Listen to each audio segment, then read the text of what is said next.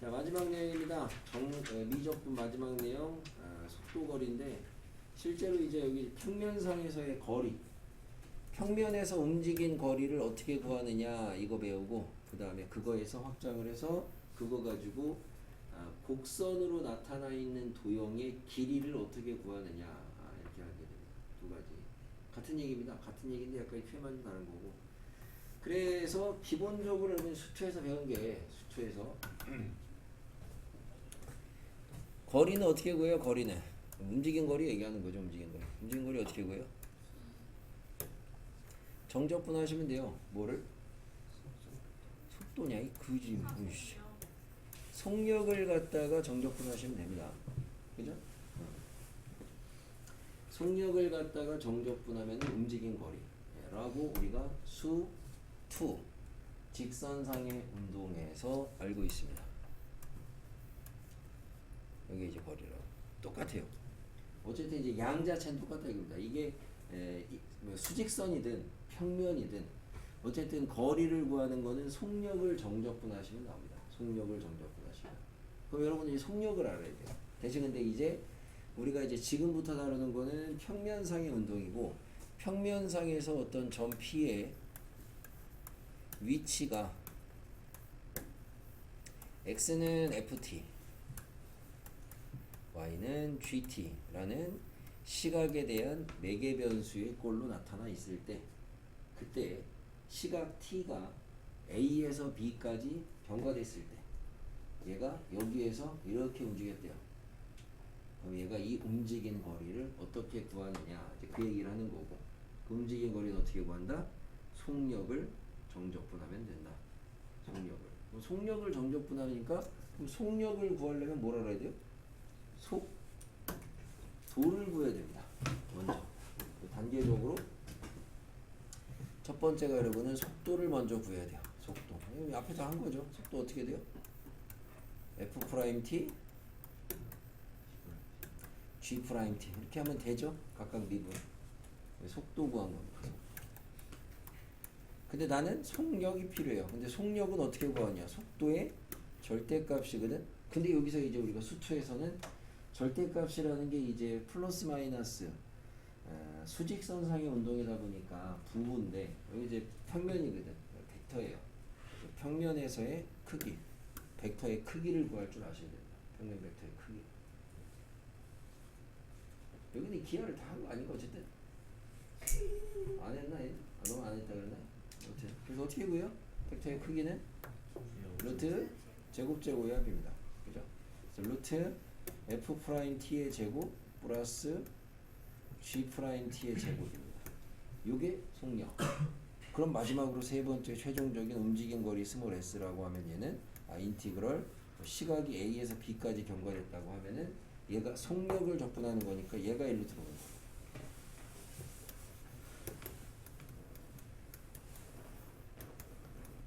요런 논리라. 이겁니다. 움직인 거리 구하는 거. 평면상에서 물체의 움직인 거리를 구하는 거다. 이렇게 보시면 되죠. 그래서 한 문제를 풀기 위해서 해야 되는 작업이 많죠. 자, 우선은 문제는 이걸 주는 거거든. 위치 함수를 줄 텐데, 여러분은 그 위치 함수를 우선 속도를 구하셔야 되고, 속도를 구한 다음에 속력을 구하셔야 돼요. 속력을 구한 다음에 그 속력을 적분을 또 하셔야 됩니다. 그죠? 근데 대부분 속력이 보다시피 루트의 형태로 나타나다 보니까 속력을 나타내서 정리를 하게 되면 루트가 벗겨져야지 대부분 일반적으로 맞아요. 물론 아닌 경우도 있어요. 아닌 경우도 있는데, 왜냐면 루트가 혼자 안 벗겨져 있으면은, 여기 함수가 이렇게 있으면은, 물론 여기 안에가 다항함수면야 뭐가 문제겠습니까? 하지만 우리가 이제 주로 다룬 함수들이 다항함수보다는 지수로그 삼각 그런 애들이 있을 텐데, 그러면 그런 애들이 혼자 단독으로 루트 안에 있으면은 부분적분 때리기도 애매하고 그러거든. 그래서 일반적으로는 식 정리를 했을 때 속력에 루트가 좀 날아가는 형태가 많이 나오기는 한다라는 정도. 그래서 여러분이 뭐 수2에서도 이런 거 당연히 알아서라 그러잖아요. 수투 내용이긴 한데, 우리가 수투에서 위치 변화량 어떻게 구하냐? 위치 변화량 속도를 정적분하면 된다. 이동거리 어떻게 구하냐? 속력을 적분하면 된다. 이런 기본적으로 알아두라고 하거든요.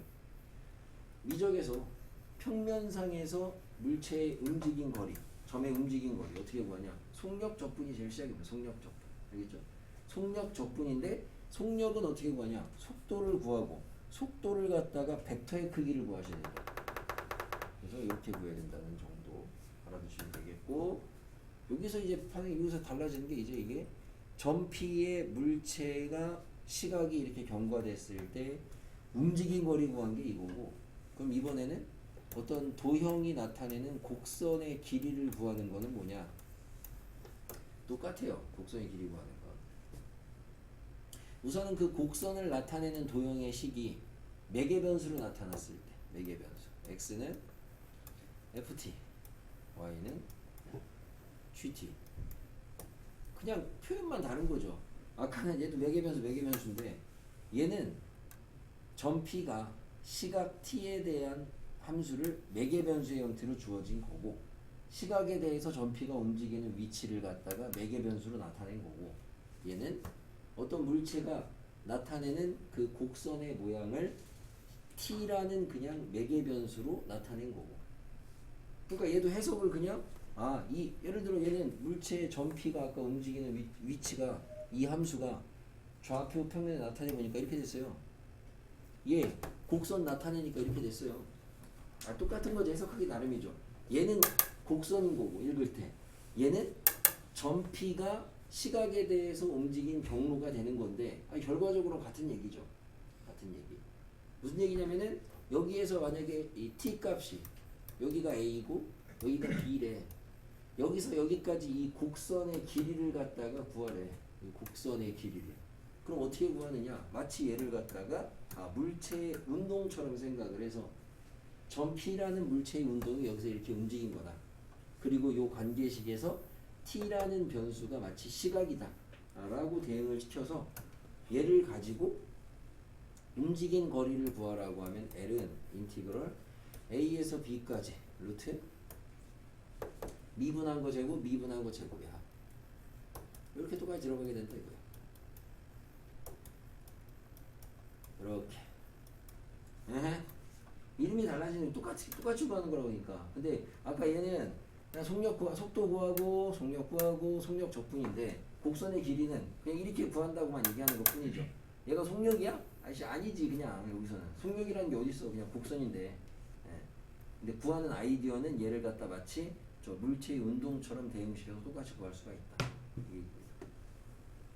그러니까 곡선의 길이 구하는 거는 결국에는 그 곡선의 길이 자체가 시각에 대한 평면에서의 운동처럼 생각을 해서 똑같이 구하시면 되겠다 라는 정도고요.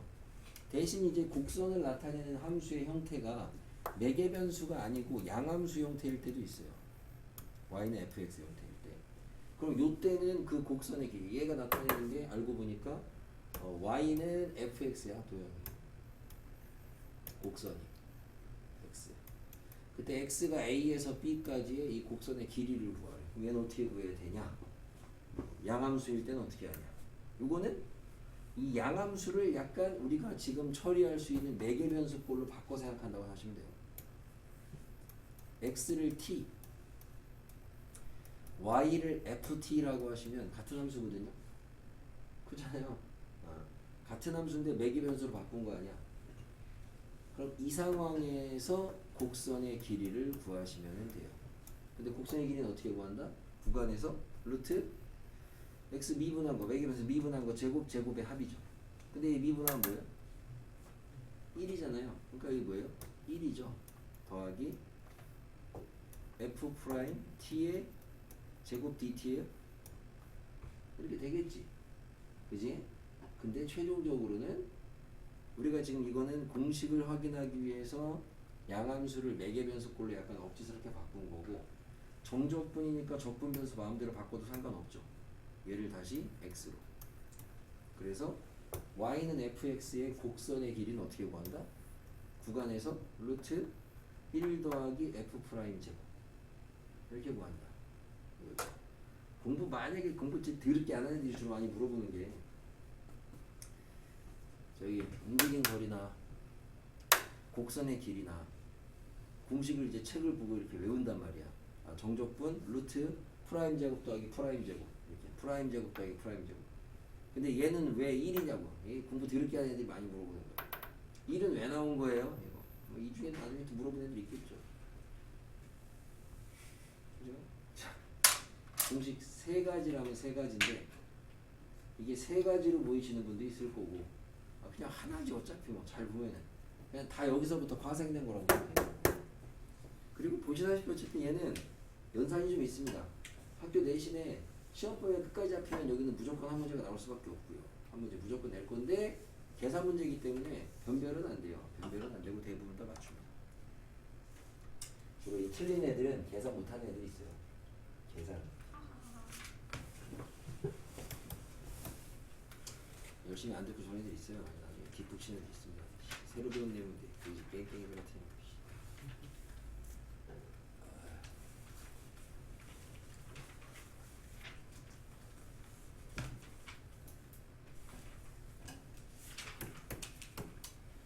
자, 움직임 거리 구하래요. 움직임 거리 어떻게 구한다? 속력을 접근한다. 속력 어떻게 구한다? 속도를 구하고 벡터의 크기를 구하면 된다. 속도부터 구하셔야 됩니다. 속도 구하시게 되면은 x, y 위치 있습니다. 각각 미분하시면 되죠. 자, 미분하시면 루트 3에다가 코사인 마이너스 사인이고요. 콤마 마이너스 루트 3에다가 사인 마이너스 코사인 이렇게 되겠습니다. 속력을 구해야 돼요. 속력을 구하시게 되면은 속력은 루트 제곱이야. 그냥 딴 데다 하시면 앞에 거 제곱하시면 3 코사인 제곱 뒤에 거 제곱하시면 사인 제곱 마이너스 2 루트 3에 코사인 사인이에요. 그죠? 그 다음에 이제 y 성분 제곱해 보시면 3 사인 제곱 코사인 제곱 플러스 2 루트 3 코사인 사인이에요. 그럼 지워지죠? 예, 더하면 3이 어디야? 더하면 3이죠? 더하면 1이죠? 얼마야? 4네요. 진짜 4. 그죠? 그리고 적분은 인티그럴 어디까지? 0에서 2파이까지 속력 2dt 하시면 되죠. 얘는 뭐 예제로 쉽게 나온 거고. 아무튼 이렇게 좀 단계적으로 구하시는 건 좋겠다. 단계적으로. 이렇게 한 번에 다 갖고 가시는 건 좋지 않다. 이건 해설이니까 이렇게 한 거고. 그러니까 이게 단계적으로 구해놓고 그냥 넣지 이렇게 다 쭉 쓰면서 하시는 거는 좀 별로다.